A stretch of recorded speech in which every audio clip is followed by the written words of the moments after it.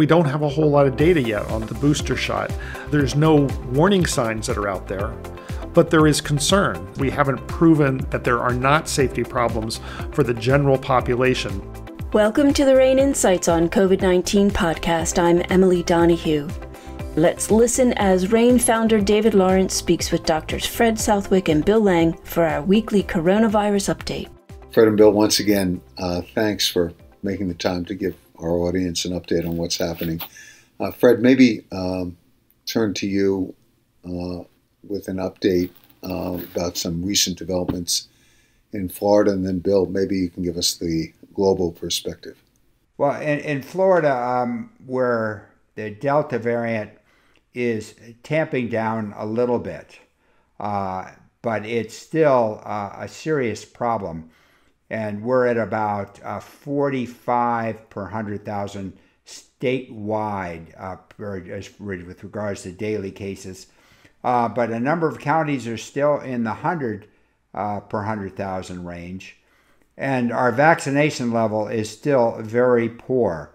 There are certain areas where it's at 70, 71%, but there are other areas near us, unfortunately, where the vaccination rate is in the 25 to 33% range. And those, no surprise, are the areas that are having the highest levels of infection. And I actually looked at the levels of vaccination as compared to the level activity of infection and plotted percent vaccination versus disease activity, new cases per day. And I got a straight line with a correlation of 0.89 and a p-value of 0.005, indicating it's highly significant. The higher the vaccination rate, the lower the infection rate. So what it should be encouraging everyone to get vaccinated, because that really will reduce the number of active cases. Now, the other change that's occurred is we now have a new Surgeon General, and he doesn't believe in quarantining, and so he has just mandated that our schools are not allowed to quarantine children that are exposed to others that are infected, in addition to mandating that the schools cannot mandate masks. What this means is that in our school systems, this assures that virtually all children will become infected. When you said Surgeon General, you mean the Florida Surgeon General, not Correct, the the Florida Surgeon General. As we've already commented in previous discussions, politics and, other aspects play into the medical advice that people are getting. But I assume, Fred, the takeaway here at the very least is that vaccinations work and they keep people out of the hospital and they prevent deaths. Absolutely. And the other important concept I think we need to keep in mind is when you're trying to control an epidemic, you want a cluster of tools or a bundle of tools. So masks combined with some social distancing and avoiding crowded small spaces, combined with vaccination and also a case finding and isolating those that are infected and quarantining those that are exposed for a brief period, all work together and could reduce the reproductive rate below 1 and further decrease the cases in all parts of the United States. Now, Bill, I know you've been looking nationally and globally. Well, and I think, as Fred says, that's one of the most important things is the concept of a defense in depth, or a layered defense against COVID, which means that in certain circumstances, not all those layers are going to be applied, but the more layers that you can apply, and when you have an option, choosing to apply a layer of the defense is going to reduce your individual risk, and when it's a society doing it, it's going to decrease the societal risk. But fortunately, and I say this, hope is not a strategy, but I am hoping that, and it looks like the data is telling us that globally, we may be over the Delta curve, or not. I shouldn't say over, but at least we're cresting the peak. The United States, in the last week, our cases are down about 16%. I mean, that's a huge drop. Now, again, remember I've always said that you can't look at this as a pandemic or even a national level epidemic. You got to look at the regions that we're looking at. But regionally, nationally, cases are down 16.7%. But the problem is we still have, in the United States, we have case rates that range from a high of 122 per 100,000 in Alaska. I mean, that's just a huge number, down to as low as 7 per 100,000 in Puerto Rico. As far as the U.S. states go, the lowest is Connecticut at 18. Now, put that in perspective. The CDC tells us that a high rate, the highest rate of the categories that they've told us for transmission is anything over about 14.4 cases per 100,000 per day. The lowest state in the country is at 18. So by no means are we out of this, but I feel like things may be turning the corner. But looking outside of the United States, one of the most amazing things is, if you remember just maybe 2 months ago, we were kind of talking about South America as a disaster, and it is a fear for us because there were so many cases that we were very much afraid that a variant would emerge out of all of these cases and start to move up the spine of the Andes and the Rockies to us. But no, cases are way down throughout. There are a couple of pockets where they're still a little high, such as Ecuador,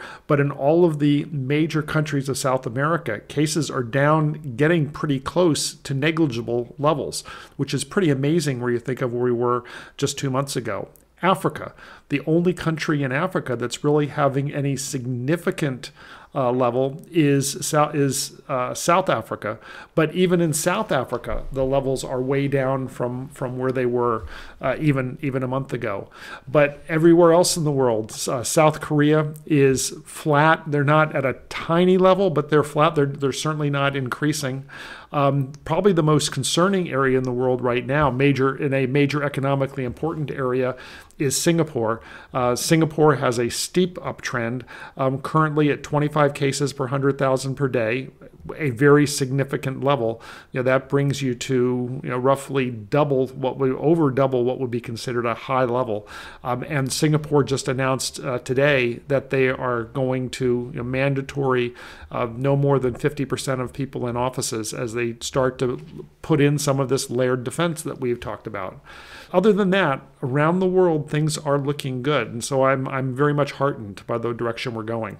Yeah, another country that's really turned the corner is India, which is down to a very low level. I think 2.7, 2.8 per 100,000. So they've been, we aren't sure what happened, but they're doing better. Well, and its neighbor Bangladesh, their levels, they had a lot more trouble because they have a very, very difficult infrastructure in Bangladesh, is looking very good right now. The biggest area of the world that we're kind of maintaining some concern about is Eastern Europe and Ireland, Ireland currently has the highest level in the European Union. So recent developments this week, announcements by the FDA, CDC around a third vaccine or booster, plus some interesting data coming out of Johnson & Johnson and a second vaccine. And I think it'd be helpful maybe if you could put that in context for us. I have not seen the raw data. I do understand that approximately 2 months after the dose, there's some waning of immunity, and now J&J does feel that you should get a second dose, and they're using the same. They're repeating their same vaccine at 6 months and finding very high levels of protection when there's that booster, and they have applied for a booster based on that data. Right. They say that they go up to an efficacy of 94% or greater, which puts it right in the almost exact range of the efficacy that we saw with the two mRNA vaccines. But the other is that spreading it out by 6 months may in fact enhance the durability. They feel that it may enhance the durability. Of course, we're not going to have any data on that until we're a good ways out from actually doing it. But that could be a major benefit for the J&J, while leaving in place the allowable indication of a single shot, because one of the benefits of the J&J is just having a single shot, and you can have a good degree of efficacy, which allows you to get to more difficult to serve populations. Yeah, it has a very nice niche, I think, and I thought this data was very exciting about the booster causing such improvement in the efficacy, reaching that of Moderna and Pfizer.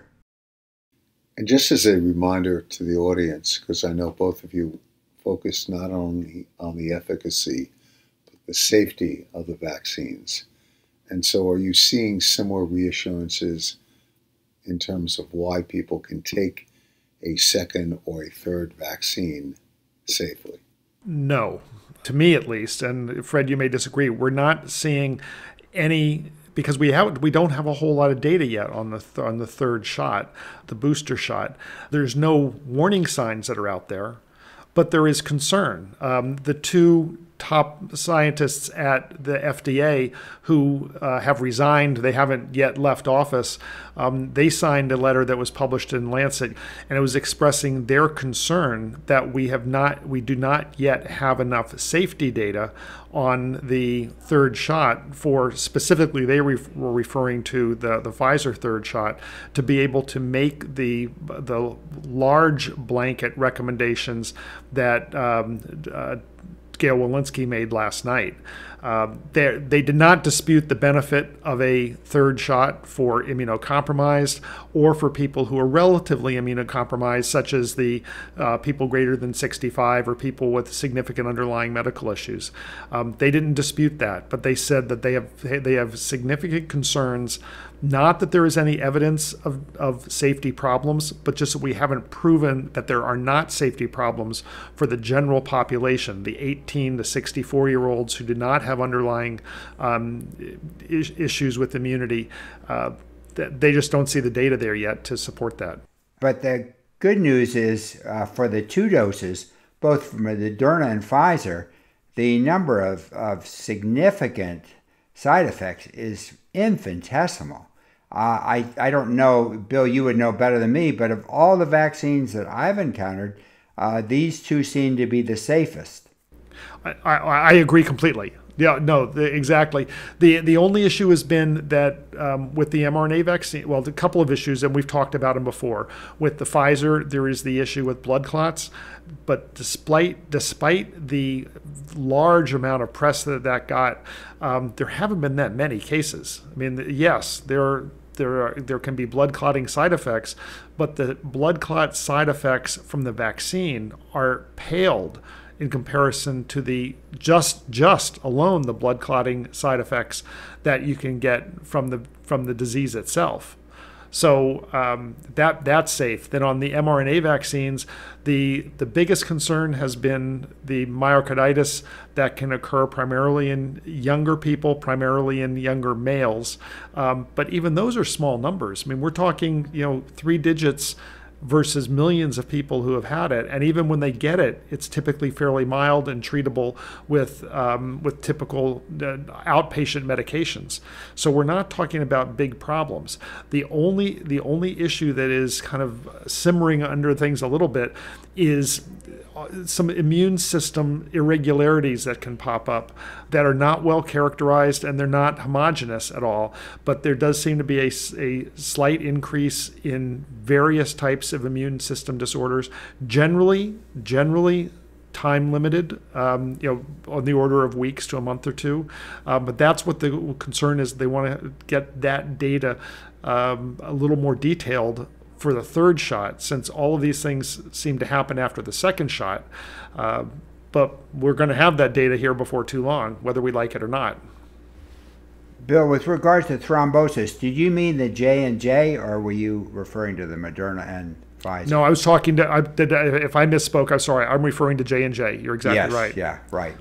And then for those internationally listening, the AstraZeneca, different types of thrombosis, but AstraZeneca also had some clotting irregularities that developed. But again, at low levels that were much, much less than the levels that occurred with the actual disease.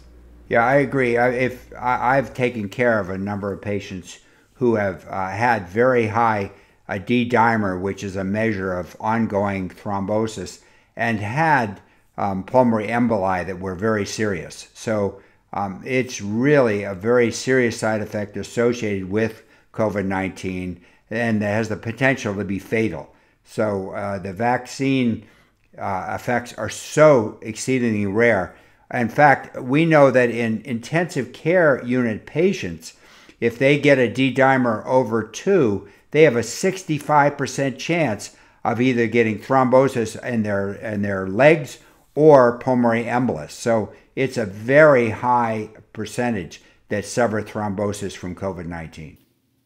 Moving on, there's another development because many parents are worried about school. Fred, you've highlighted the continuing, and I would say the debate that will never stop about masks, social distancing, the optionality of mask wearing, quarantining, differing standards all over the place about facilities and air filtration and circulation and things like that. So many people, rightfully are now very focused on the efficacy, safety, need for a vaccine for children 5 years, I guess up to 12, since 12 up has already been approved.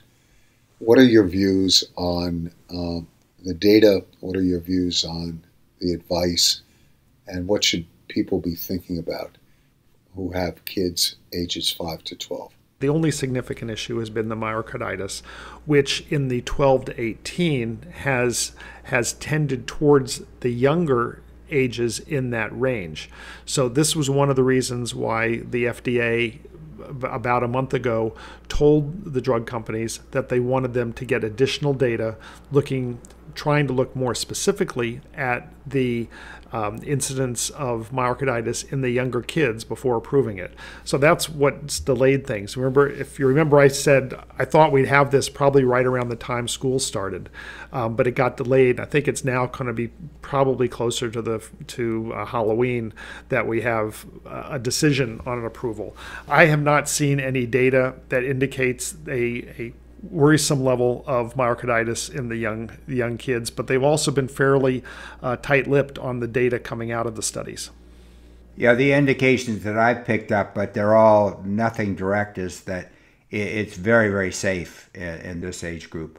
The other thing they did is they lowered the dose. It's 1/3 of a standard dose. So, I think that we'll probably see this vaccine available for kids at the roughly Halloween, certainly before Thanksgiving, I would expect. And that should make the second semester of school much easier to conduct. And in addition to that, whether it's beneficial or not, one of the groups that Dr. Walensky said will be able to get the third dose of Pfizer, at least, is our teachers. So I think that the two of those together will make schools second semester. I think they're safe now. I think they'll make them extremely safe. I agree. I think that will really help. What I'm hearing from parents that have been very careful with their kids, and in Alachua County where I am, even though they weren't supposed to, they have mandated masks, and the governor has taken away the salaries of the school board, but the federal government is paying for those right now. But in our area, the big problem is lunchtime. They're eating lunch in crowded cafeterias, and that is where the kids are picking up the virus, because you have to take off your mask to eat. And what really should be doing is, now that it's cooling down in Florida, I'm hoping that they will eat outside and put out picnic tables, because that would be far more effective and safer. I'm reminded of the old Pogo cartoon, We've met the enemy and he is us. I'm also reminded of the myth of Sisyphus rolling the rock up the mountain only to have it roll back down. So if your kids were in that age group, would you have any hesitancy around giving them that injection? None whatsoever. I would absolutely have my children vaccinated. I don't know about you, Bill. No, and I do want to see the rest of the data, but from everything that I know now, assuming there's no surprises, I agree completely. Okay, so we'll stay tuned there. Just in a couple minutes, wrap up. Any closing comments? Yeah, one thing I'd like to tell everybody is get your flu shot. I maybe not quite yet. I tend to get it towards the first part of October, but please get your flu shots. Dr. Scott Gottlieb was on TV, and he was saying how he thinks that either this next flu season or the flu season starting in 2022 is going to be the worst we ever had. I don't know that I completely agree with his reasoning, but I think it is good that people think about getting a flu shot. And Fred, a question that I've been asked many times, and I don't have a good scientific answer to, you might, is there any reason that people should not get their flu shot and their booster shot at the same time? There's no reason. That has been addressed, I believe, at the CDC level, but certainly I've heard from experts that there's no reason you can't get both at the same time, because they're very different antigens, very different vaccines, and it should not be a problem. The only thing I had told people was just to separate out. So if you do get side effects, you know what you got the side effect from, to separate for maybe 2 weeks. If I were going to do it, I'd just get them both at the same time. I did get my flu shot, Bill. If I'd known, I might have waited a couple more weeks. But the waiver of liability that you sign around a flu shot and some of the potential side effects is an interesting one, because people have been getting their flu shots for obviously generations and generations, and there are some side effects. But the efficacy and the risk-reward analysis obviously favors greatly getting that shot. And it's just a reminder that from the time that kids go off to school to the times we get older, we've been taking vaccines. This is nothing new. Hopefully, the controversy around COVID vaccines will die down, and maybe people can remember some context. Thank you guys very much for the further updates. Look forward to speaking to you next week. Bill, Fred. Thank you, David. Thank you, David. Dr. Bill Lang is an expert in public health responses to biological incidents, including pandemics. Dr. Fred Southwick is an infectious disease specialist at the University of Florida College of Medicine. Both doctors are part of the RANE Expert Network. Individuals and organizations turn to RANE for risk intelligence that cuts through the hype to focus on what they need to know, what to expect, and what to do. Sign up for our coronavirus solution and get critical information on the COVID-19 pandemic delivered daily. Visit us at ranenetwork.com. That's RANE network.com. I'm Emily Donahue. Thanks for listening.